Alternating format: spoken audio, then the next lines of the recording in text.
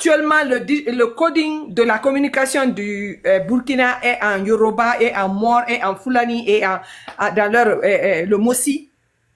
Donc, ils peuvent plus détecter la communication ou bien pénétrer la communication du Burkina. Ils ont chassé l'orange et tout ce qui était là-bas. C'est eux-mêmes qui sont venus avec la technologie là. Mais je te dis que c'est fort. C'est trop fort. Ce qu'il a fait là, dans la communication, même l'Arabie Saoudite, les pays saoudiens là sont en train de venir au Burkina pour apprendre cette technologie. Moi, Ibrahim a fait ça. je prie le bon Dieu qu'Allah donne la force à ce monsieur-là, qui n'est pas le même sort que Thomas Sankara, et que les Burkinabés ne soient pas là en train de dormir. Et tu sais, le président Alpha Condé, il avait dit à Abidjan, lors du forum économique, et le président Ouattara même avait dit, nous sommes en live, le président Alpha Condé dit que j'assume.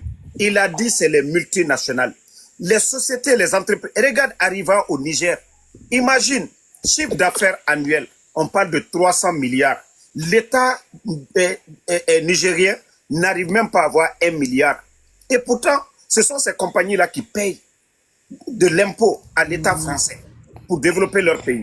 Le monsieur vient, en tout cas, nous sommes avec lui. Non, attends, je vais te donner un autre exemple encore, parce que ton public qui est là, qui supporte le cancre de Mamadi Doumbouya, doivent écouter et comprendre. Il y a des régions, écoute-moi un peu, il y a des régions au Burkina où la population même avait déserté, c'était plus habité, c'était inhabitable. Les terres se fendaient.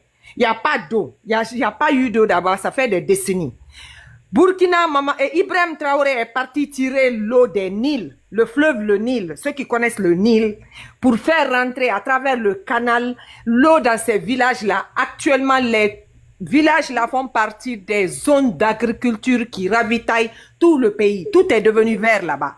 Ils n'ont qu'à aller faire les recherches et voir ce que le petit là est en train de faire. Ce que le petit là est en train de faire, moi, si Mamadi Doumbouya travaillé comme ça, bravo là. Enlève le mot petit. Il faut dire le jeune.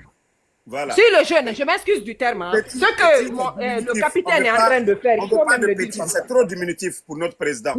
Non, tu as raison. C'est notre, non, c'est le capitaine. Ce que le capitaine Ibrahim est en train de faire.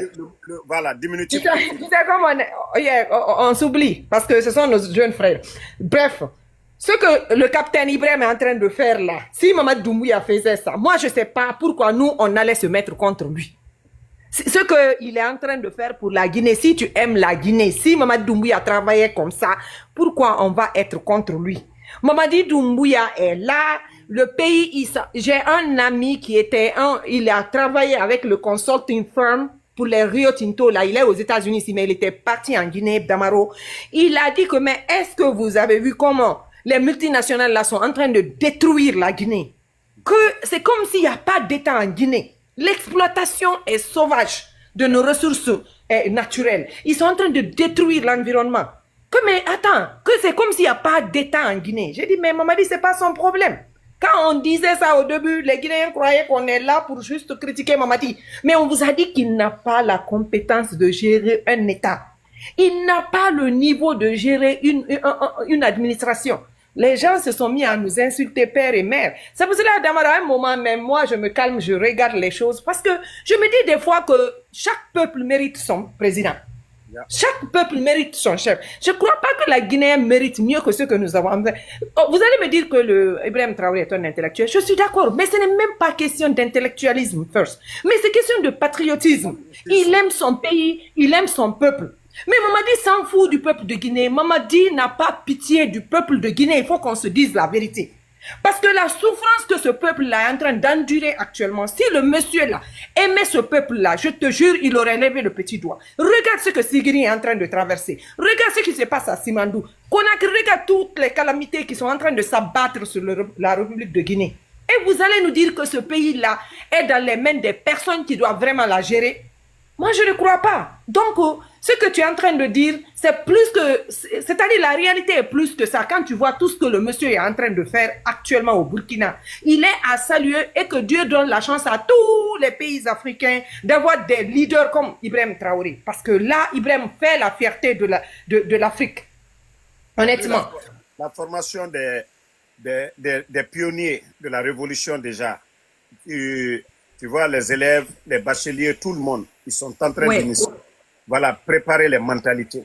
C'est-à-dire, il ne faut pas que les gens abandonnent. Vous savez, après la mort de Thomas Sankara, ils ont tout détruit.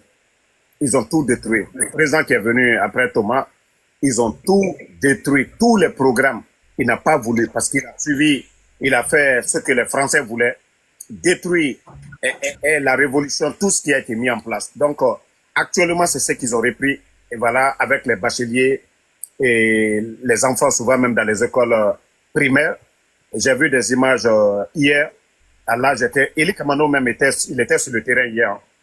J'ai vu quelques images au Burkina, j'ai dit waouh. Donc, tu peux rester là. On va donner la parole à M. Sankara. Sankara.